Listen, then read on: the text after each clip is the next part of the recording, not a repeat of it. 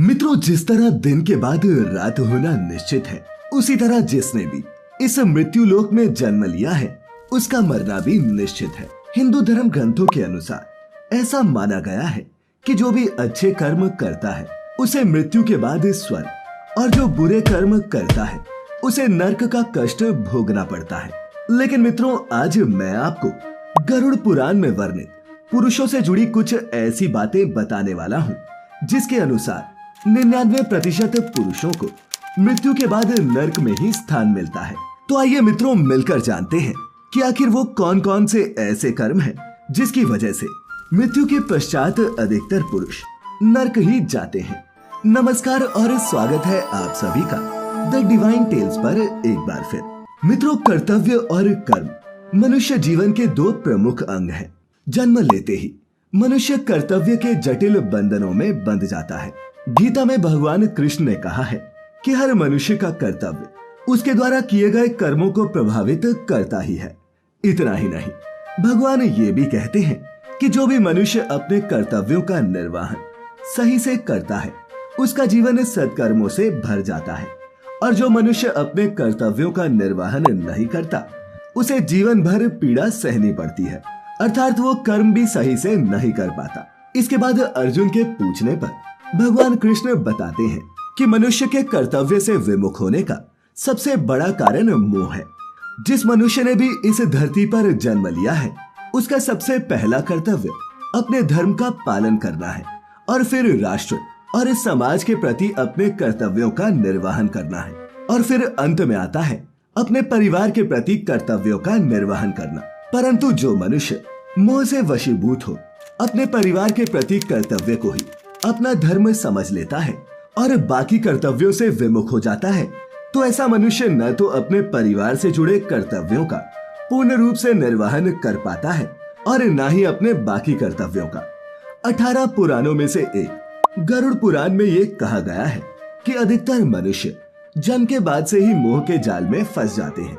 जब वो बाल्यावस्था में होते हैं तो माता पिता के मोह में, और युवा होने पर वो स्त्री पुरुष के मोह में पड़ जाते हैं। फिर जब बुढ़ापा आता है तो वो पुत्र पुत्री और पौत्र पौत्रियों के मोह में वशीभूत हो अपने बाकी कर्तव्यों से विमुख हो जाते हैं। लेकिन मित्रों, आपको ये जानकर हैरानी होगी कि गरुड़ पुराण में ऐसे मनुष्यों को पापी और मूर्ख बताया गया है। गरुड़ पुराण की माने तो जो मनुष्य अपने कर्तव्यों का सही ढंग से निर्वहन नहीं करता उसे कभी मोक्ष नहीं मिलता, अर्थात वो जन्म मृत्यु के इस चक्र से कभी भी मुक्त नहीं हो पाता।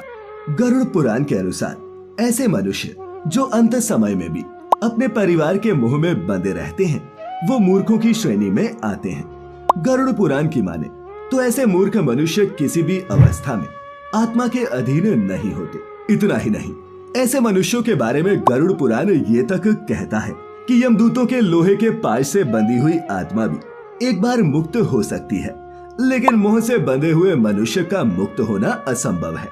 गरुड़ पुराण के अनुसार अपने पूरे जीवन काल में मोह में बंधा मनुष्य अगर अंत समय में भी पुत्र और पौत्र आदि के मोह में बंधकर अपने कर्तव्यों को नहीं जान पाता तो उसे मृत्यु के बाद मोक्ष की प्राप्ति कभी नहीं होती।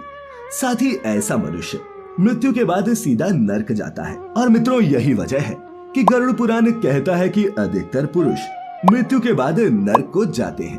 वही बात अगर स्त्रियों की करें तो मित्रों, स्त्रियां कहीं न कहीं अपने कर्तव्यों का निर्वहन कर लेती हैं। जब वो छोटी होती हैं तो एक पुत्री का कर्तव्य निभाती हैं, और फिर युवा होने पर पत्नी और माँ दोनों ही कर्तव्यों का निर्वहन करती है। मित्रों, आपने भी देखा होगा कि हमारे समाज में आज भी पुत्र या पौत्र को ही स्वर्ग जाने की सीढ़ी समझा जाता है, जबकि ये हमारी अज्ञानता है और कुछ भी नहीं। और इसी वजह से हम मनुष्यों को आभास भी नहीं होता कि जिसे हम स्वर्ग की सीढ़ी समझ रहे हैं वास्तव में वो हमारे लिए नरक के द्वार खोल रही है। इसीलिए मित्रों, सभी मनुष्यों को मोह और प्रेम में अंतर समझना बहुत जरूरी है, क्योंकि जहाँ मोह अपने कर्तव्यों से विमुख करता है वहीं प्रेम आपको कर्तव्यों से विमुख नहीं होने देता। तो मित्रों, अब तो आप जान ही गए होंगे कि आखिर हमने ऐसा क्यों कहा कि अधिकतर पुरुष मृत्यु के बाद नरक ही जाते हैं।